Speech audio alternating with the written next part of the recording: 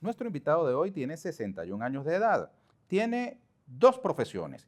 Es historiador y a la vez uno de los más reconocidos cineastas de Venezuela. Actualmente dirige la serie Carabobo Caminos de Libertad, que recrea la batalla de Carabobo como parte de la conmemoración de su bicentenario. Luis Alberto Lamata Bettencourt. Bienvenido. Así es. Gracias por la invitación.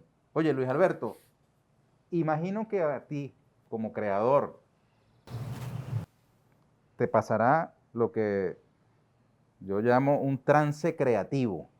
Cuando estás creando, no quieres que te perturben ni te saquen de tu centro, porque tu modo actualmente es Carabobo, el bicentenario de Carabobo, ¿cierto? Así es. No quieres que nada te distraiga. Así es. Y eso es un disfrute enorme. Eso es una Pero no, experiencia a la vez también es maravillosa. un padecimiento cuando el mundo real te exige cosas que no tienen que ver con Carabobo. Sí, porque es inevitable. O sea, siempre uno tiene compromisos, no solamente de la misma serie. Es decir, la miniserie de Carabobo, de la cual también soy director, genera una cantidad de tareas que tengo que atender. Y después la vida cotidiana. Es decir, todos tenemos que hacer mercado en algún momento. Y la verdad es que quisiera estar sumergido en esa historia, donde muchas veces yo estoy en la casa escribiendo y realmente no estoy ahí, estoy en el Cerro de la Mona junto a Páez, a Negro Primero, a Bolívar, por supuesto, es decir, y uno quisiera quedarse allí, pues, en ese mundo, pero eso es parte del disfrute de la escritura. Estás escribiendo y de pronto te suena el teléfono y la realidad te llama a su contacto. Y lo voy a decir como es, más de una mentada de madre cada vez que suena ese teléfono, porque hay momentos que tienes que tenerlo prendido porque no puedes cortar la comunicación con el mundo exterior, ¿no? Mira, Lourdes cuando vivía contigo, te interrumpía cuando estabas creando, o ella ya sabía que en esos momentos no te podía No, interrumpir. nos entendíamos muy bien.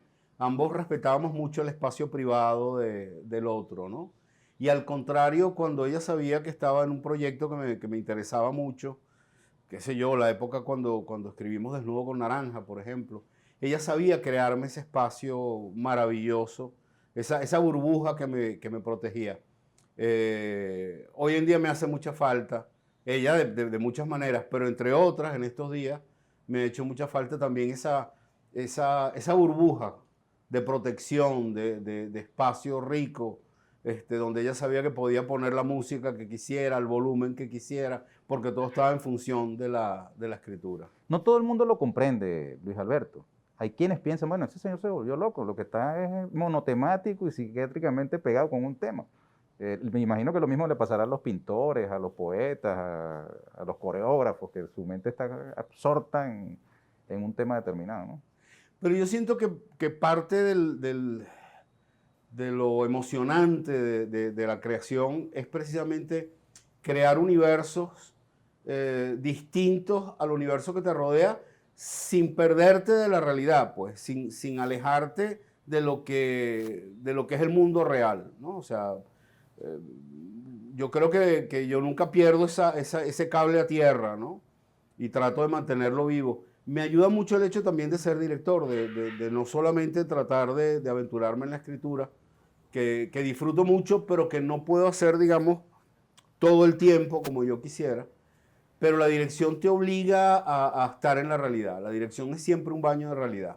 Mira, Luis Alberto, tú eres hijo de un gran director de televisión, hizo grandes telenovelas, pero estudiaste historia sin imaginar que ibas a terminar haciendo lo mismo o parecido a lo que Mira, hacía el viejo. a mí siempre me gustó mucho el cine.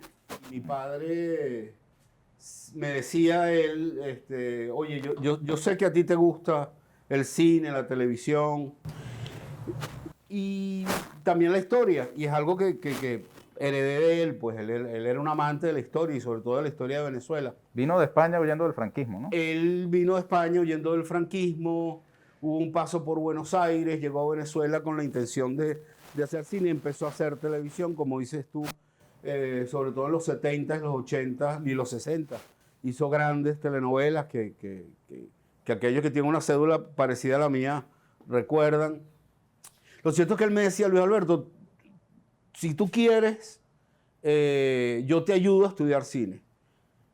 Pero yo sentía que necesitaba una independencia con respecto a él. Y cada vez que él me decía, si tú quieres, yo te ayudo a estudiar cine.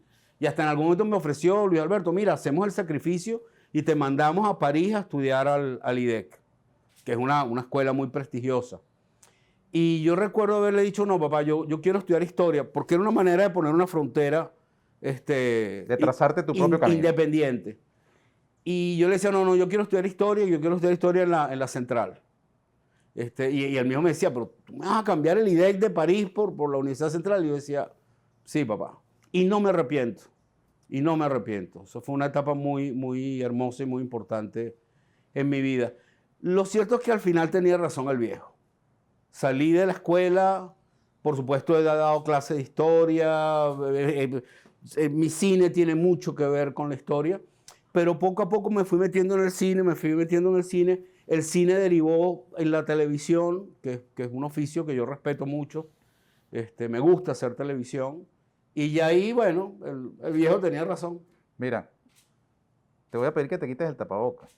Estamos en suficiente distancia y al aire libre como para que la gente pueda apreciar tu lenguaje gestual también. Y además que los lentes se te están empañando con el tapabocas puesto. El que tiene lentes sabe, Comprendemos sabe eso. cómo es la cosa. Mira, pero ¿cómo es eso que un historiador, ¿verdad? Que además fuiste militante primero del MAS y después de la Juventud Comunista, ¿cierto? Tuviste un tránsito distinto al de muchos, que primero comenzaron por la Juventud Comunista y se fueron al MAS. Tú lo hiciste al revés. Pero ¿cómo es que un historiador curioso de la historia, con militancia política, desde la izquierda, termina dirigiendo telenovelas en RCTV, en Venevisión? ¿No es una claudicación frente a la industria cultural? No, te explico por qué. Porque eso fue, digamos, una controversia que tuve yo conmigo mismo, ¿no? Yo incluso hasta por el hecho de que el viejo hacía televisión, dije, no, yo me voy a dedicar solo al cine. Y comencé a hacer cine como asistente de dirección. Era un oficio que me encantaba. Hice varias películas como asistente de dirección, como co-guionista. Pero en algún momento el cine entró en crisis. Yo me acerqué al cine comienzo de los 80, donde hubo un momento, digamos, de impulso muy bueno, que duró unos 3 años. Pero los exhibidores, los distribuidores, las grandes compañías, te estoy hablando de Warner, etcétera, etcétera, quien lo explica muy bien, por cierto, es Román, a través de muchos mecanismos. De hecho, en Venezuela estuvo el que era en ese momento presidente de la Asociación Norteamericana de Distribuidores, se encargaron de barrer el cine nacional. Es decir, caímos en un bache gigantesco. Y claro, yo tenía algunas ofertas de asistencia y dirección que nunca se concretaron, necesitaba trabajar, ya estaba casado en aquel momento, había cuentas que pagar. Y César Bolívar, uno de mis maestros, me llamó y me dijo, Luis Alberto, déjate de cosas, él es un gran director de cine, un gran director de televisión, me dijo, déjate de tonterías y yo voy a hacer un ciclo de cuentos sobre Rómulo Gallegos, vente a trabajar conmigo, yo quiero que tú estés aquí. Y ahí comencé yo a dirigir en Radio Caracas y una cosa llevó a la otra porque comprendí que era oficio, eso me obligaba todos los días a salir a trabajar. Todo el tiempo yo tenía que poner una cámara para contar una historia y decirle a unos actores qué era lo que yo quería. ¿Tú te sentías antes de eso como en una especie de superioridad ética, moral, profesional respecto a la televisión? No, nunca, jamás porque... ¿Y cuáles eran las tonterías que tenías entonces que te decía Bolívar? Fíjate que no era tanto la televisión como el hecho de que mi padre era ya en aquel momento un alto ejecutivo de Radio Caracas. Por eso me ayudó mucho el que César hiciera el puente, porque si César no hace ese puente, ni mi padre me hubiera dicho 20, ni yo le hubiera pedido trabajo. Pero tú tenías una suerte de competencia con el viejo, tenías un complejo con eso. Quería ser autónomo, como cualquier joven. Sí, nos pasa a todos. Y lo había logrado, pero yo nunca desprecié la telenovela. No podía despreciarla, Ernesto, porque mi primer tetero lo pagó la televisión. Ese era el trabajo del viejo.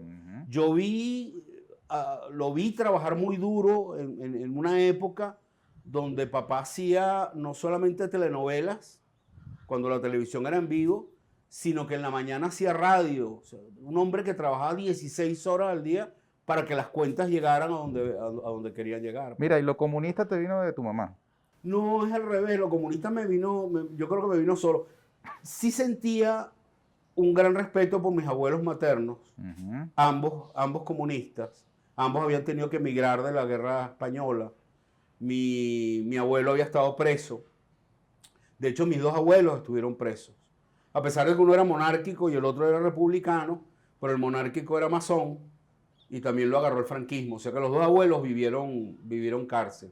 Mi abuelo en un campo de concentración en Canarias que se llamaba Faife, y yo siempre había escuchado en la televisión, en los medios, lo malos que eran los comunistas, pero algo en mí decía, chico, pero mi abuela es más buena que el pan, yo la quiero muchísimo.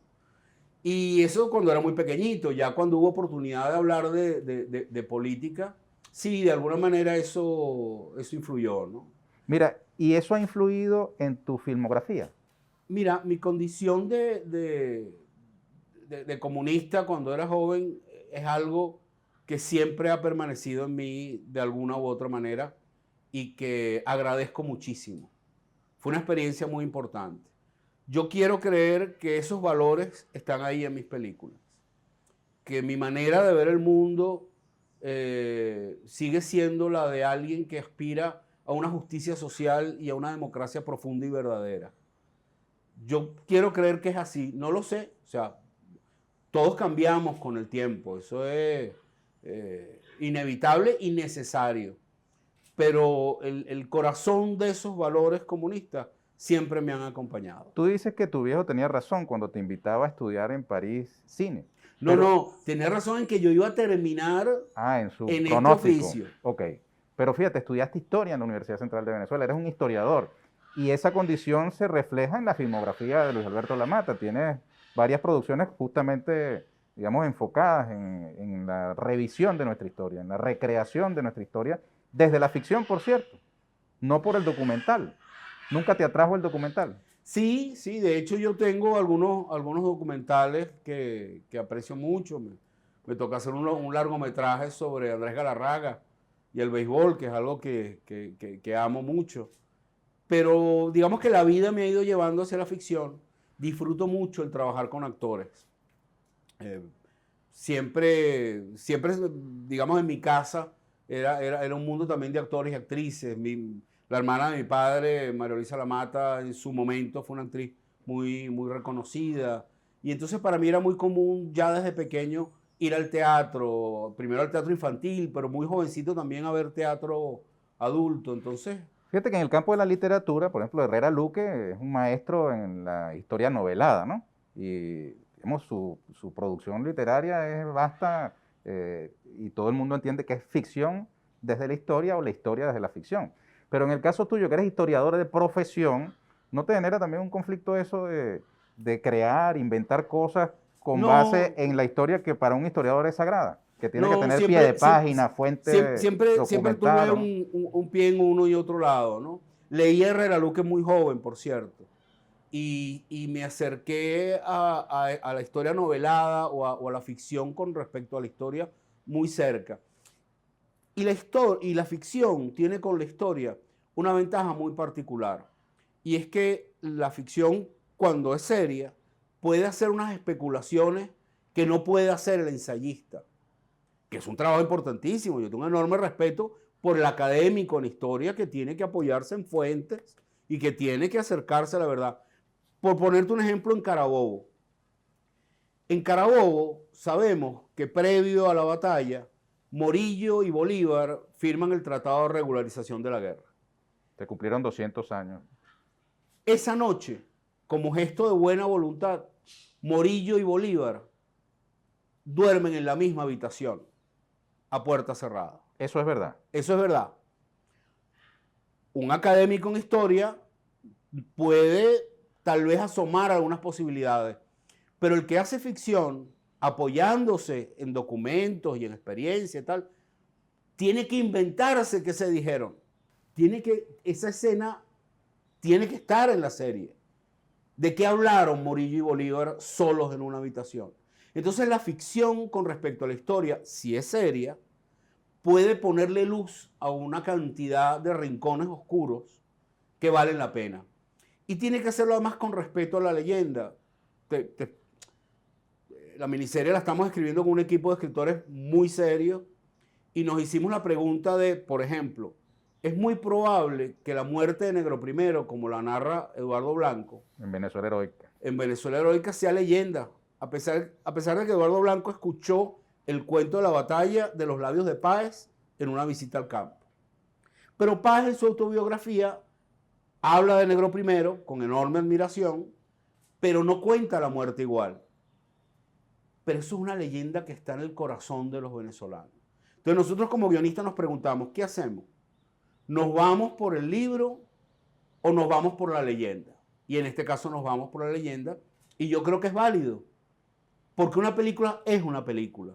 Ahora, hay ciertos límites, Luis Alberto. Tú, por ejemplo, no puedes poner al Negro Primero como un cobarde que huye evitando el combate. Por ejemplo, supuesto, ¿no? por supuesto. Eso es impensable Por supuesto. que va a suceder tanto en la serie como en cualquier No, otra producción, no, cualquier paso, digamos, vinculada con la historia. claro, ¿no? mira, cualquier paso que damos, tratamos de hacerlo sobre una base documental. Y si nos vamos a meter en lo que normalmente se llama una licencia, pues mira, lo discutimos. Tú te diste la licencia de poner a Bolívar con una pistola en la sien, en un impulso suicida momentáneo. Sí, pero, en Bolívar, el hombre de la dificultad. pero la voz en off que está sonando en ese momento está tomada de una carta de Bolívar donde él dice que está pensando en el suicidio. Es decir, no es una licencia gratuita. Eso lo hizo Bolívar. Y a Bolívar le ocurrió en otros momentos de su vida también, haber pensado en el suicidio. Afortunadamente no solo no lo hizo, sino comprendió que él tenía un papel que jugar en la vida y en la historia y siguió adelante. Pero el pasearse por el suicidio, que es por cierto una actitud muy romántica y cercana a lo que fue el siglo XIX, mira, esas son las palabras de Bolívar. Y esas son las palabras que están sonando mientras él se lleva la pistola a la sien. ¿Y tú haces eso, Luis Alberto, por regodearte en una debilidad o por desmitificar, desendiosar al hombre que era Bolívar? Yo no usaría la palabra desendiosar, pero sí el verlo tal cual era y en la grandeza de lo que era. ¿Cuál es la grandeza de Bolívar? Que aquel hombre nacido en Caracas, menudo, sin ser muy bajito, porque también ese es otro mito, pero uno era un hombre menudo, fue capaz de darle la vuelta a la historia. Derrotó uno de los imperios más importantes de su época y le dio la libertad a medio continente. La grandeza de Bolívar para mí es incuestionable. Pero detrás de eso, ¿qué admiro? Admiro un ser humano. Un ser humano con sus debilidades, con los errores que después corrige. Porque eso es lo interesante de Bolívar. Bolívar, siempre hablamos de las grandes frases de Bolívar. A mí hay una que me gusta mucho. Y es muy simple, porque él dice, para hacer las cosas bien es menester hacerlas dos veces. Porque él decía, a veces te equivocas y la vuelves a hacer. Y en Bolívar, el hombre de las dificultades, tratamos de trabajar mucho ese Bolívar que corrige lo que había sido una revolución mantuana, que terminó siendo derrotada, la Primera República, la Segunda República, y Bolívar se da cuenta, él que le había dado la libertad a sus esclavos, entiende que no es un asunto personal, no es que él le dé la libertad a sus esclavos en San Mateo, por ejemplo. No, es que él tiene que pelear por la libertad de todos los esclavos, que o la revolución es popular o no es. Bolívar no empezó ahí, Bolívar llega ahí. Y tuvo mucho que ver Boves.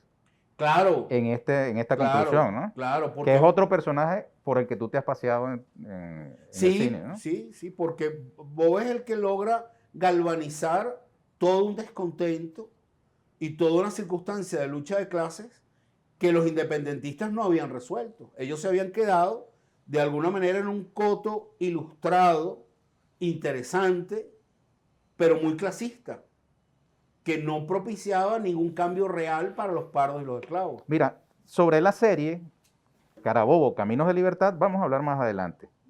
Pero no quisiera despedir este negro sin volver un momento sobre la novela. Porque la relación de los venezolanos con las telenovelas es muy arraigada. desde la crítica acérrima hasta, digamos, la adopción personal de los valores de las telenovelas en las conductas cotidianas de la gente. Pero lo único que no existe en Venezuela respecto de las telenovelas es la indiferencia.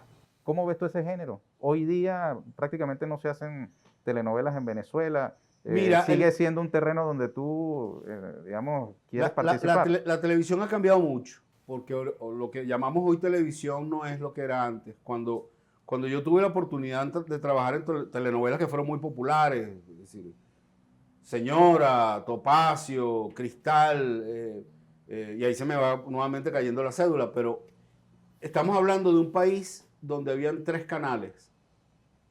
Solamente, tú prendías el televisor y habían 3 canales. Entonces era una experiencia muy especial porque cualquier cosa que yo grabara, esas novelas, muchas de ellas se hacían casi al aire. Ponte tú que yo grababa el martes y salía al aire el miércoles o el jueves. Yo grababa el martes y cuando eso salía al aire el jueves, seguro lo veían millones y millones y millones de personas. Si yo me equivocaba o hacía algo mal, si me equivocaba tenía que entrar al canal y alguien me iba a decir, oye Luis Alberto, esa escena te quedó terrible. Afortunadamente no pasó muchas veces, pero era medio país o más de medio país que la veía. Hoy en día eso está muy repartido, tenemos el streaming, tenemos el cable. Si tú agarras el cable satelital estás hablando de 200 canales. Es decir, eso ha cambiado mucho y la telenovela, por muchas circunstancias, ha perdido algo de peso. También siento que las productoras privadas aquí muchas veces han sido un tanto conservadoras con respecto a eso. Y sí creo también que el Estado debe hacer un esfuerzo por recuperar ese género que es tan importante para nosotros. La telenovela era algo entrañable para el espectador venezolano. Y yo sé, lo viví muchas veces, aquel que decía, no, yo no veo telenovelas, pero oye, mira, ¿qué va a pasar con fulanito? ¿Qué va a pasar con fulanita? Lourdes, mi esposa, que hizo muchas telenovelas, yo lo veía en la calle cómo era esa relación con la gente, esa relación de cariño, esa relación de respeto, era algo impresionante. Yo siento que eso vale la pena recuperarlo. ¿Cuánto de telenovela tendrá Carabobo Caminos de Libertad? Nos lo dice Luis Alberto Lamata después de la siguiente pausa.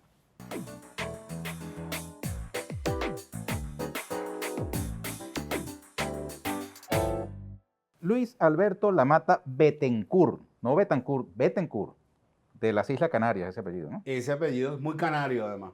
Mira, Luis Alberto, ¿cuánto de telenovela tendrá la serie Carabobo Caminos de Libertad? Mira, lo que tiene de telenovela es el ansia de llegar al gran público venezolano, de ganarse el corazón y el cerebro de los espectadores. Pero eso no basta con quererlo. Claro, tenemos que hacer el esfuerzo. ¿Y cómo lo logra? Mira, primero ¿Cómo pretendes lograrlo, mejor dicho? Primero lo logras rodeándote de un grupo de profesionales, digamos, probados y con talento, y de gente joven con talento. Sobre todo desde que estás elaborando el guión. Necesitas tener gente que conozca no solo de cine, sino también de televisión. Que entienda que una miniserie tiene unas características distintas a las de una película, por ejemplo. Que tú vas a tener, en nuestro caso, 9 emisiones que tratan de dejar de alguna manera el interés y la expectativa por el siguiente capítulo. Hoy en día la gente está muy acostumbrada a ver miniseries. La miniserie siempre ha existido, pero tiene en este momento como un impulso muy grande a través del streaming. Entonces hay que saber contar. Carabobo es emocionante. Carabobo es una circunstancia histórica que inmediatamente te atrapa. Te atrapa si la lees en la pluma de algún historiador serio, igual te atrapa. Pero si la lees incluso en la pluma de Eduardo Blanco, que es un historiador romántico, mira, definitivamente te emociona de una manera que pocas lecturas pueden hacer. José Martí decía... Tú estás haciendo una distinción entre un historiador serio y un historiador romántico. No, al contrario, creo que se complementan. Y se complementan además por el lado de la... Eduardo Blanco tú lo llamas romántico porque, digamos, exacerba la épica, ¿no? Y puede ser exagerado en algunas cosas. Es parte de una época donde Venezuela tenía que reafirmar su existencia, y yo de alguna manera no solamente lo comprendo, sino que lo aplaudo y lo agradezco. Y te iba a comentar de algo que José Martí escribió en el prólogo de Venezuela Heroica. Él fue uno de sus primeros prologuistas. Y José Martí decía, lo bueno de esta novela, lo bueno de esta historia, es que tú terminas de leer y te provoca salir a luchar. Y eso lo consigue Eduardo Blanco. ¿Tú crees que lo conseguirás con Carabobo Caminos de Libertad? Oye, creo que tengo un equipo que me respalda como para que logremos eso. No va a ser un esfuerzo individual, pero el reto es ese.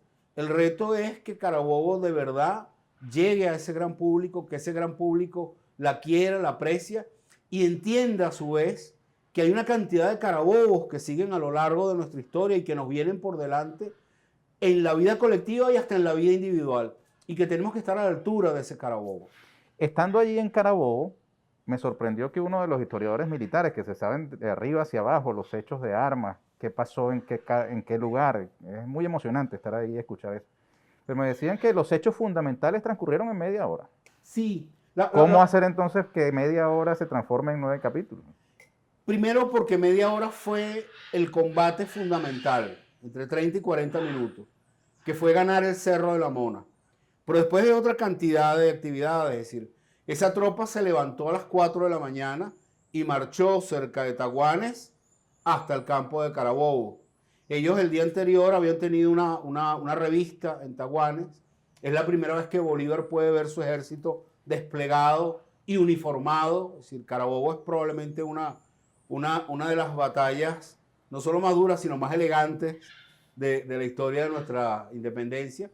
Pero esa gente se levantó a las 4 de la mañana una noche de San Juan, porque 24 de junio es noche de San Juan. Y yo no puedo creer que tú reúnas en un campo a 6.000 venezolanos y no se toque tambor, no se baile joropo, no suenen fulías. Es decir, esa fue una noche muy particular. Porque para nosotros... Porque en esa época no existía el término joropo como tal, aunque sí el ritmo, ¿no? Claro, pero había ya toda una tradición que venía hasta desde la música española y su mezcla con los cantos indígenas que fueron creando lo que hoy en día es nuestra música llanera. A lo que voy es que Carabobo desborda esos 40 minutos. Perdón, y ahí bailen los dos ejércitos, ¿no? Claro, porque para los españoles San Juan es importante también. Es decir, a donde voy es que Carabobo, insisto, es más que los 40 minutos del Cerro La Mona, que son fundamentales. Hasta la idea que Bolívar llega al Cerro Buenavista alrededor de las 7 de la mañana, y así como ocurre con el intento o el pensamiento de suicidio de Bolívar en Bolívar el hombre de las dificultades, aquí a alguna gente le va a llamar la atención de que aquel Estado Mayor lo primero que hizo al llegar a la colina Buenavista fue desayunar. Llegaron desayunando, como estaban haciendo los realistas. Carabobo ocurrió sobre todo al mediodía. Y mucha gente eso le va a extrañar. Es decir, cuáles eran los ritmos de una batalla del siglo XIX, que eran durísimos, y era por supuesto, y fue una batalla muy, muy, muy sangrienta y cruel por momentos, pero también llena de heroísmos que te impresionan, ¿no? Y la miniserie está pensada no solo como la batalla, es decir, los 9 capítulos no son solo batalla, que nos interesa mucho y que es muy emocionante, sino que nos vamos a la historia de esos personajes. Nos vamos a contar Negro Primero desde su infancia, nos vamos a contar a Bolívar en los momentos culminantes que lo llevan a Carabobo. Eso con personajes históricos, como puede ser La Torre, o como puede ser el irlandés Minchin. Minchin es un jovencito de los cazadores británicos que de repente con 21 años, en algún momento Páez le dice, mire, usted es el comandante, y él responde, pero espérate, hay 7 oficiales británicos antes que yo no me siento preparado para mandar. Y Páez le dice, mira, los 7 o están heridos o están muertos, ahora tú eres el jefe. Y de repente a 21 años tiene que tomar una decisión de ponerse al frente de cazadores británicos. Minchin es un personaje que está en el Panteón Nacional y pocos venezolanos saben de él. A él lo vamos a contar. Y así muchos otros personajes de ficción que nos sirven para contar lo que era Carabobo. Por eso la serie se llama Caminos de Libertad, porque son caminos que llevan a Carabobo y queremos seguirlos todos. Queremos echar el cuento de mucha gente, incluso de una mujer, porque ese es otro dato que poco se sabe. Cuando terminó la batalla y estaban recogiendo a los muertos, aparecieron varias mujeres vestidas de hombre. Esa historia merece ser contada. Que fueron heroínas que pelearon como hombres. Vestidas de hombre. Porque en esa época no se admitían las mujeres en batalla. Eran troperas, estaban en el hospital, acompañaban a los hombres, ayudaban en la comida. Algunas de ellas tomaban el fusil vestidas de mujer, pero el hecho de vestirte con el uniforme militar no era algo aceptable. Y eso ocurrió en Carabobo. Mira, pero te preguntaba cuánto de telenovela hay, y uno asocia la telenovela a la historia dramática de amor, ¿verdad? ¿Hay amor allí en la serie? Claro que sí, claro que sí. Manuela Sáenz no andaba por ahí. Sí, es decir, no hay telenovelas sin historia de amor, es decir, eso, pero además eso no es casual. El amor es un hecho fundamental en la vida de cualquier ser humano. Eso es algo que ocupa mucho tiempo de tu cabeza y de tu corazón. Aquí hay varias historias de amor que están contadas, ¿no? El Romeo y Julieta de Montescos y Capuleto siempre anda por ahí. No sé si entre españoles y venezolanos hay, digamos, historias de amor en la historia, en nuestra historiografía. No exactamente de esa manera, pero tenemos una historia de amor muy hermosa que envuelve precisamente a esta chica vestida de hombre que ha establecido una relación de amistad con otro soldado, con otro cabo, que por supuesto queda sorprendido cuando se entera que ella es mujer. Pero no me hagas hablar más de eso, porque eso es parte del gancho de la miniserie. Pero hay otras que son importantes. Bolívar estaba viviendo en los años de Angostura, que es todo lo previo precisamente a Carabobo, estaba viviendo el final de una relación muy importante para él, que era su relación con Pepita Machado. Que tú la abordas en Bolívar, que está presente en Bolívar. Ahorita de alguna manera vamos a ver parte del final de esa relación, que es una relación en un momento complicado para Bolívar, porque Bolívar está ya comprometido con una visión continental que lo lleva a cruzar los Andes, que lo lleva a Boyacá, que lo lleva a Pantano de Vargas. Tiene un compromiso continental donde de repente su vida está cambiando. Y esa relación con Pepita está sufriendo cambios importantes. Pepita va a morir en esos años. No se sabe exactamente dónde, se cree que en Achaguas, de tuberculosis. Unos dicen que muere en brazos de Bolívar, otros dicen que ella estaba cruzando Venezuela para llegar hasta Bogotá para ver a Bolívar por última vez, porque sabía que se estaba muriendo. En cualquier caso, es una historia que te atrapa inmediatamente por lo emotiva, por lo romántica en el sentido del siglo XIX romántico. Y eran personajes que vivían esas pasiones con una entrega absoluta. Y eso queremos respetarlo. Te voy a respetar tu voluntad de no ir adelantando contenidos de la serie, ¿no? Pero sí te quiero preguntar, Luis Alberto, sobre la selección que estás haciendo, porque mientras escribes, tienes también que ir incorporando tu staff de actores, actrices, y está en desarrollo un casting que se ha ido por todos los rincones del país, ¿no? Y a mí en lo personal, que he podido asistir a algunos, me ha emocionado mucho escuchar los testimonios del talento que tienen jóvenes y no tan jóvenes, muchachos de pronto de 20 años que cuentan que son actores, bailarines, montan caballo, tienen inquietudes escénicas. Me ha impresionado mucho eso. No sé qué impresión has tenido tú. Venezuela siempre ha tenido mucho talento y mucho interés en las artes. Eso es algo que uno no está descubriendo el agua tibia con eso.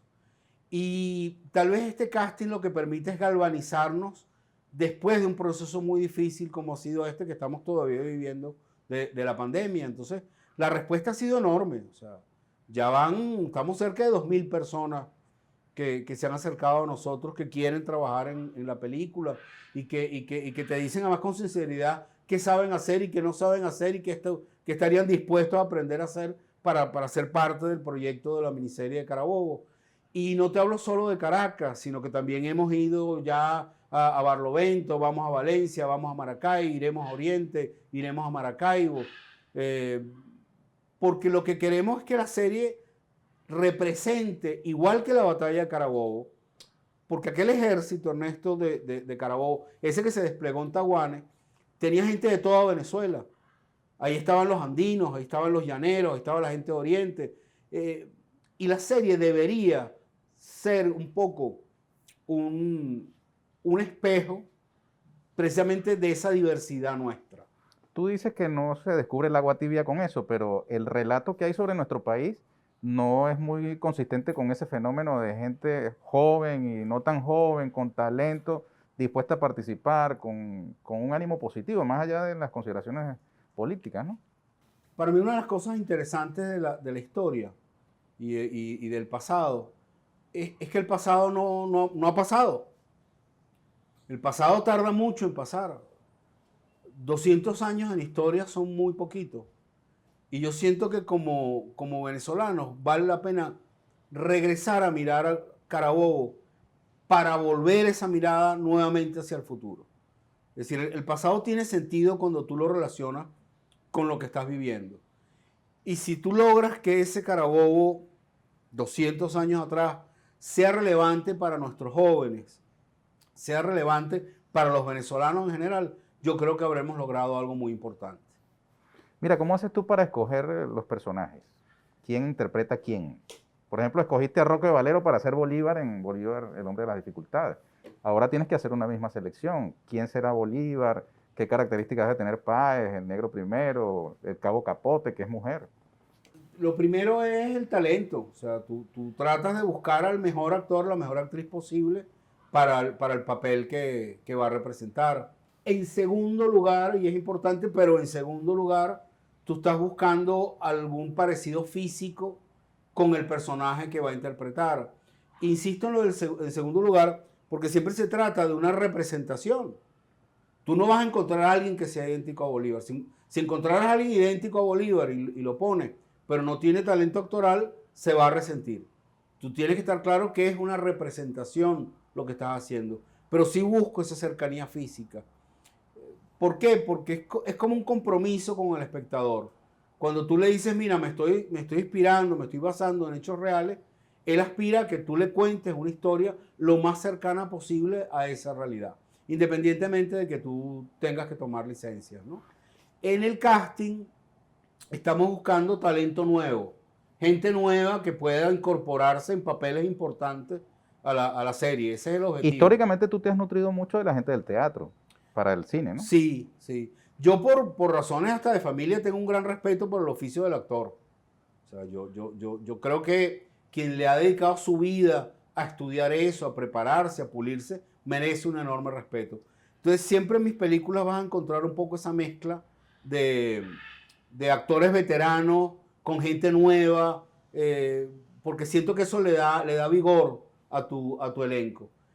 Y a mí en particular, ese trabajo con los actores me seduce mucho.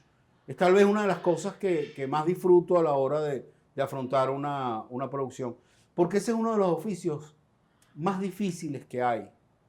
Porque valorar una actuación es siempre algo muy subjetivo.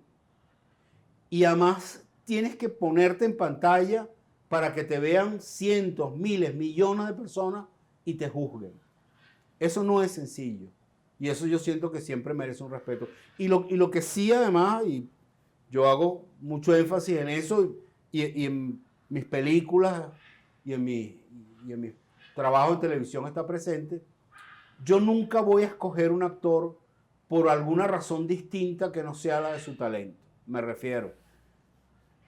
No me importa su inclinación sexual, no me importa su inclinación política, no me importa qué hace con su tiempo libre.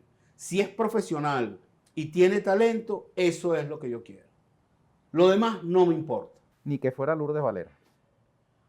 No, ni que fuera Lourdes, pero a mí me encantaba trabajar con Lourdes. Me encantaba escribirle a Lourdes ¿No te también. daban celos como ser humano cuando de pronto otro actor la abrazaba y tenía que Es besarla? parte ¿No? del trabajo. Eso Es lo parte del superan trabajo. temprano ustedes. Sí, ¿Mm? mira, eso es parte del trabajo. Además, a mí me ocurrió que yo conocí a Lourdes estando yo en otra relación y ella en otra relación, y durante muchos años trabajamos juntos, pero no éramos pareja, ni Ujú, tuvimos ninguna aventura escondida, habría ujú. que agregarle, sino que ya después que yo estaba separado y ella estaba separada, en algún momento, haciendo televisión, por supuesto, estábamos en un unitario que se llamó Madres. Mira, ahí me acuerdo, estábamos en una fiesta del director de fotografía que vivía en Caño Amarillo, en Katia. Y en esa fiesta, esa noche, ya ahí Cupido cumplió su trabajo. comenzó esa historia que no paró en 22 años, hasta que lamentablemente, pues Lourdes pasó a otro plano, donde estoy seguro me la voy a encontrar Mm. algún día. Difícil la viudez, ¿no?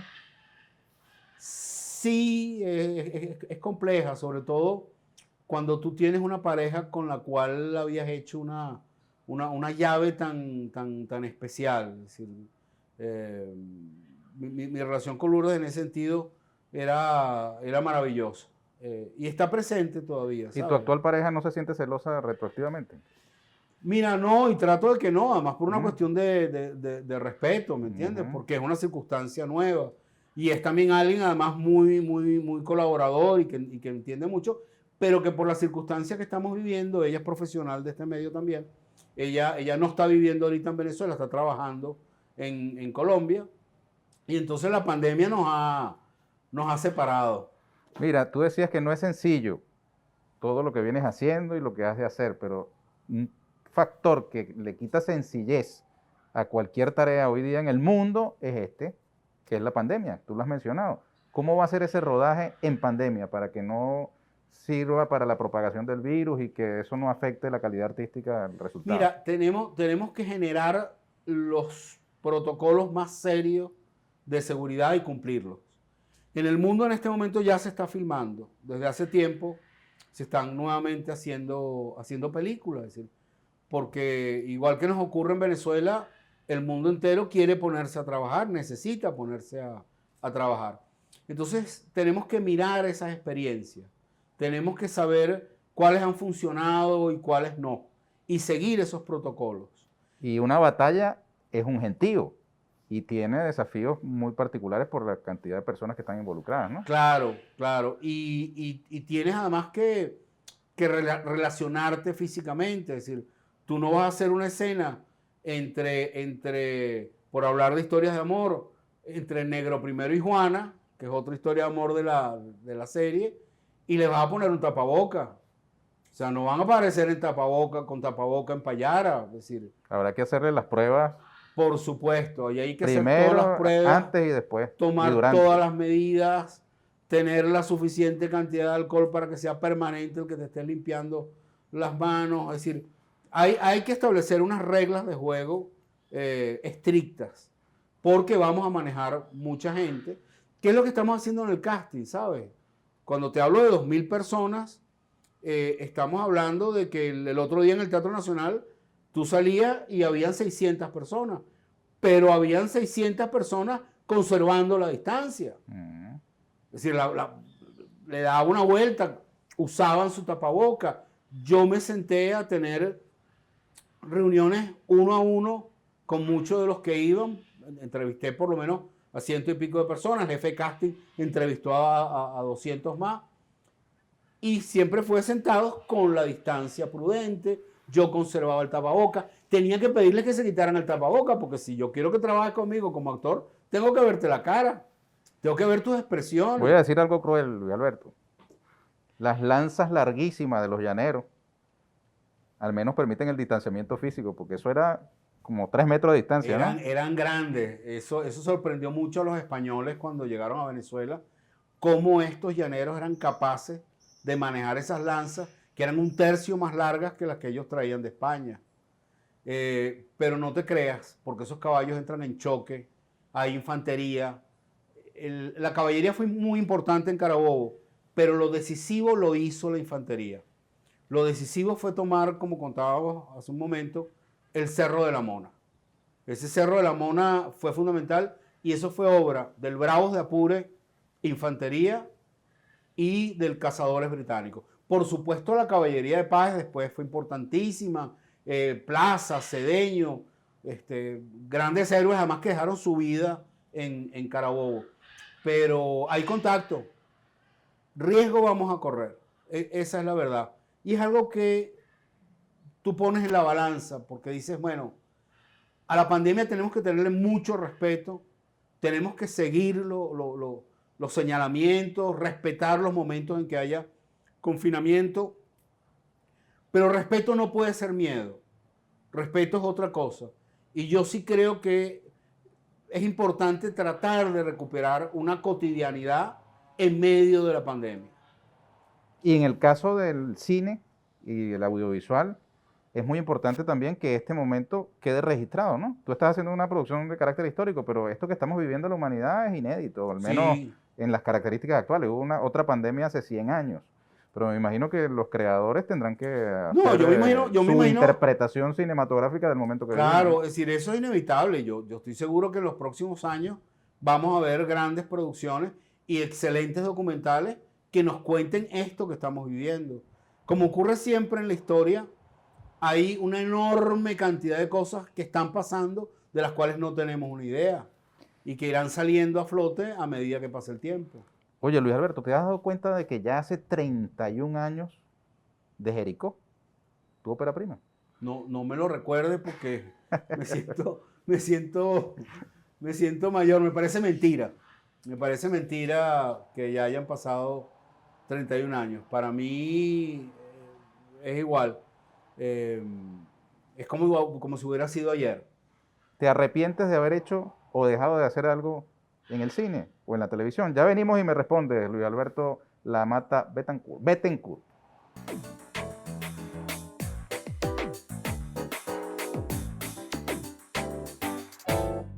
Luis Alberto Lamata Bettencourt. Luis Alberto, en el año 2016, tú dijiste lo siguiente en una entrevista. El cine en Venezuela ha vivido en los últimos años sus mejores años. Eso es indiscutible. Nosotros llegamos a estrenar 20, 30 largometrajes en un año. Eso es algo que nunca habíamos hecho en la historia y eso creo que es fundamental. Eso fue en el 2016. Estamos en el 2021. ¿Cómo ves al cine venezolano? Mira, el cine se resiente de lo que se resienten muchas actividades en el país. Es un país asediado, es un país sancionado, es un país donde los recursos no ingresan de la manera que deberían. Hemos tenido como país, además, la circunstancia de unos precios de nuestro principal producto de exportación, que es el petróleo, que bajan. Eso siempre ha afectado al cine. No solo ahora, sino desde hace 30, 40 años era igual. Nuestra actividad siempre ha sido un tanto cíclica. Pero lo que sí sigue siendo cierto es que nunca hemos hecho más películas que las que hemos hecho en estos 20 años. Lo importante es recuperarnos. Estamos en un momento difícil. Son pocas cosas las que se están rodando, pero siempre se está rodando algo. En algún sitio, en algún lugar, se está filmando. Hay sectores que plantean una reforma a la ley de cinematografía nacional, buscando maneras de Yo siento reanimar el sector. que hay que adaptarse a nuevas realidades, que es preciso que nuestra ley comprenda que las circunstancias han cambiado y que tenemos que buscar el mejor camino para lo que queremos todos, que es mayor cantidad de miniseries, de películas, de televisión. Y yo lo englobo todo a propósito, porque siento que es un país que tiene que dar una respuesta audiovisual. Es decir, yo nunca, a pesar de que me disfruto mucho hacer una película, cine, entre 90 y 100 minutos, no creo que sea lo único. Respeto mucho, como decía, la miniserie, respeto mucho la telenovela. Siento que Venezuela tiene que volver al camino de ser un gran productor audiovisual. En el mundo entero, la gente está dejando de ir a las salas de cine por ver contenidos audiovisuales en su teléfono, en tabletas, en la propia casa, ¿no? Ahí, eso viene antes de la pandemia. Sí, sí, por supuesto. Ya esa era una salto, deriva, digamos, tecnológico y cultural ya esa era una 2020, deriva del año muy 2000, especial. del año, digamos, del siglo XXI. Sí, sí, sí. La pandemia lo refuerza. Hay que ver qué ocurre ahora. ¿Regresará la gente al cine, a la sala de cine? Yo siento que como realizador tengo que estar abierto a lo que ocurra, a la realidad, no encerrarme en mi gusto personal, que siempre es un peligro. ¿Por qué lo Siempre hay, digo? en el periodismo hay, digamos, gente que se quedó en la máquina de escribir mecánica y no dio el salto a la computadora, Claro, por ejemplo. claro. Y eso es un peligro porque dejas de vivir mucho por aislarte tecnológicamente. Pero te digo la verdad, yo disfruto normalmente ir a una sala de cine, convertir la película en un evento colectivo, salir de esa sala de cine para tomarme un vino o una cerveza con mi Previas pareja o cotufas, con mis amigos. previas cotufas, por supuesto. Las cotufas, por supuesto. Que las cotufas, a mí las cotufas en la casa, me pasa como el perro caliente de la calle. Que nunca queda Que igual. el de la calle siempre sabe mejor que el de la casa. Mira, Luis Alberto, las muchachas que disfrutaron de Salserín ya son unas señoras. ¿Mm? Así es, Esa fue una de tus así es. películas Pero me ocurre algo más muy taquilleras, ¿o interesante. no?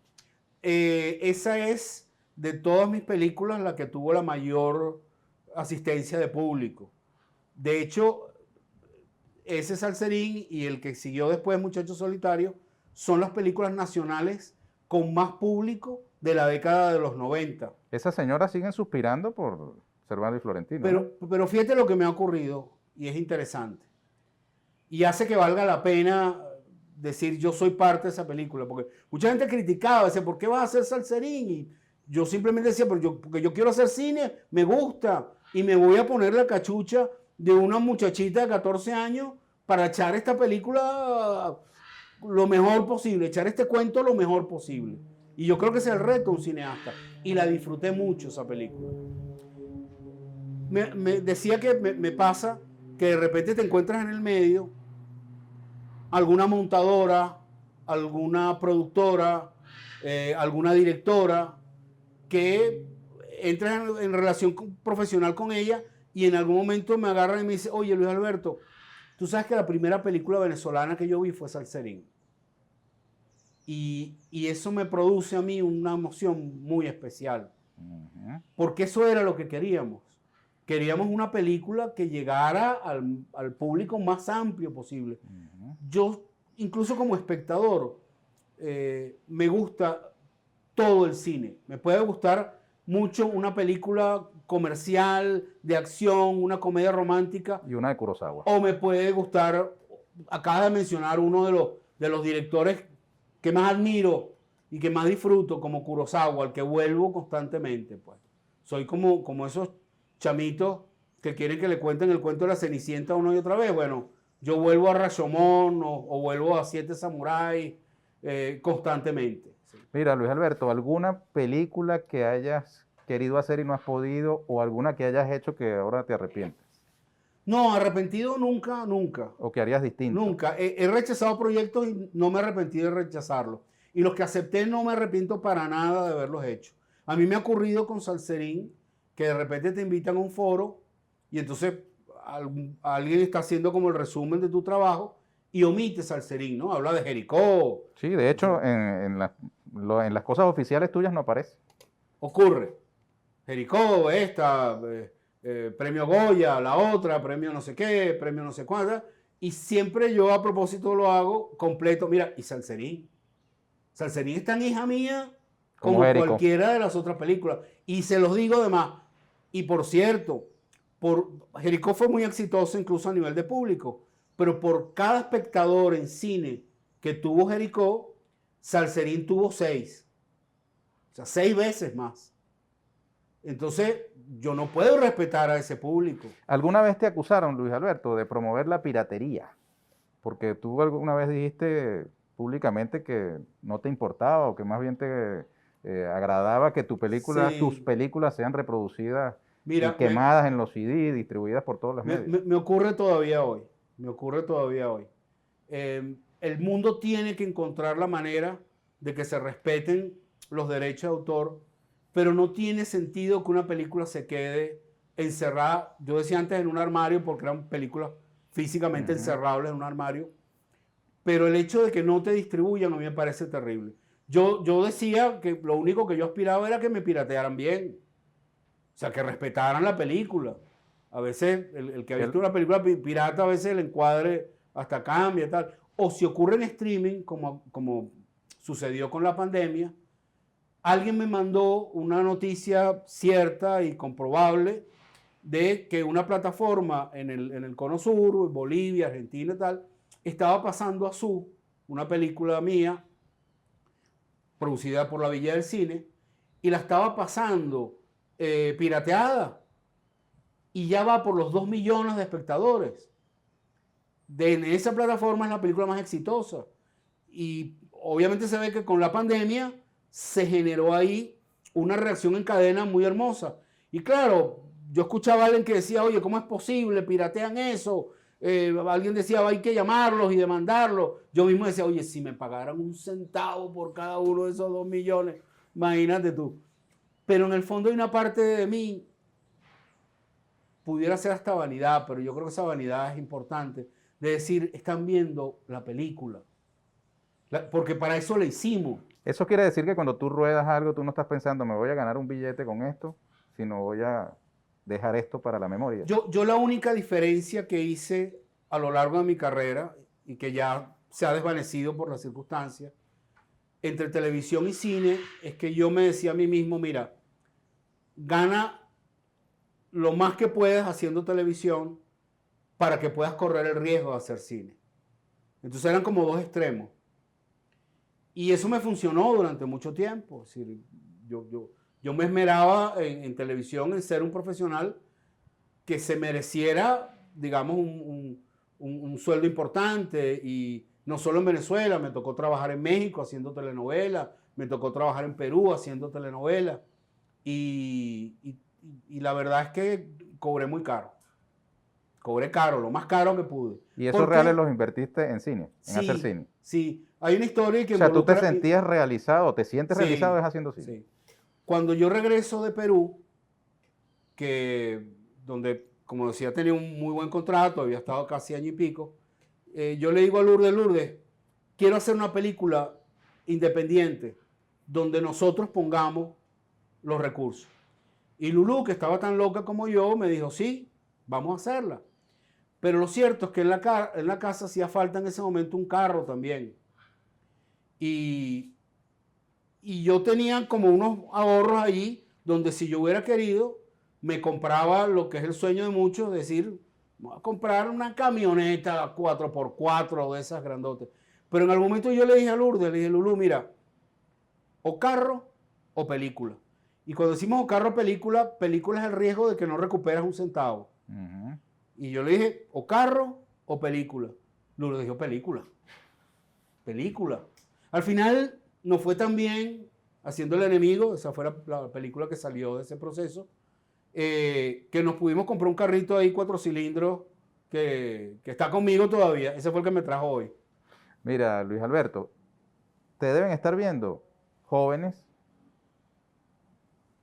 aspirantes a cineastas o productores audiovisuales, digamos, activos, que quisieran también producir. ¿Qué les dices a ellos? ¿Qué recomendación, consejo, orientación, reflexión compartirías? Fíjate, a veces dar consejos en ese sentido es difícil, pero yo lo que siempre animo a los jóvenes cuando doy talleres, cuando tengo relación con ellos, es arriésgate. Hoy en día tú puedes hacer una película con un celular. Hoy tú puedes hacer una película con cámaras mucho más sencillas. Reúnete con unos amigos, cuenta una historia, equivócate. Si te atreves a filmar algo, estrénalo. Ocurre mucho que hay gente que rueda unas escenas, arma algo, lo monta y después no le gusta y lo esconde porque dice, oye, esto no era lo que yo quería hacer. Sí, pero tú necesitas esa relación con el público. Tú necesitas comprobar en qué te equivocaste para crecer como realizador. Entonces, mi consejo es, filma, rueda, graba y estrena.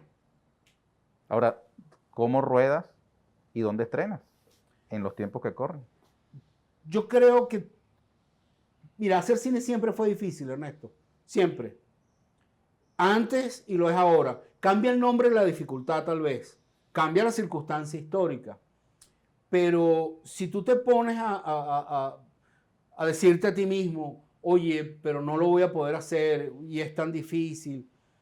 Yo insisto, con un celular tú puedes hoy en día echar un cuento. Y si tú reúnes a unos amigos que estén dispuestos a sacrificar un día de su vida para echar ese cuento, vale la pena. En los talleres que yo solía dar antes de la pandemia, trataba siempre de hacerlos muy prácticos. Y la idea era que todos salieran con su película, aunque fueran 2 minutos, aunque fueran 3 minutos, pero que ruedas algo y reúnes un público, reúnes a tus amigos y se los presentas. Oye, si los ves bostezando, ya sabes que para la próxima tienes que ofrecerles algo de comer mientras ves la película o mejorar tú como realizador. Pero si no haces, no aprendes. Entonces mi consejo es, hagan cine. Terminamos, Luis Alberto. Una reflexión final sobre Venezuela, el momento que estamos viviendo en nuestro país. En la medida que me acerco a Carabobo y veo esa gesta enorme de estos venezolanos que están reafirmando, en el caso de Carabobo, desde el punto de vista militar, están reafirmando una victoria moral y política, porque yo estoy seguro de que al momento de llegar a Carabobo ya han ganado moralmente y políticamente, pero tienen que refrendarla desde el punto de vista militar. Porque la libertad es algo por lo cual te tienes que jugar completo. Nadie que no se juegue completo por la libertad merece tenerla. Y yo siento que Venezuela está en un momento similar en el sentido que las amenazas que tenemos son muy serias y que como pueblo tenemos que estar conscientes de que aquí hay un legado de libertad que es necesario defender. Yo espero, y creo que lo esperamos todos los venezolanos, que podamos defenderlo en paz, que respeten nuestra paz y que respeten también nuestro anhelo de justicia social y democracia verdadera. Muy bien, gracias Luis Alberto.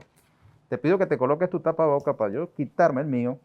Y dándole las gracias a nuestro invitado, también le doy las gracias a ustedes, amigas y amigos, por habernos acompañado. Los invito a una nueva oportunidad aquí con Ernesto Villegas, siempre con muchísimo respeto por ustedes. Pásenla bien. Chao.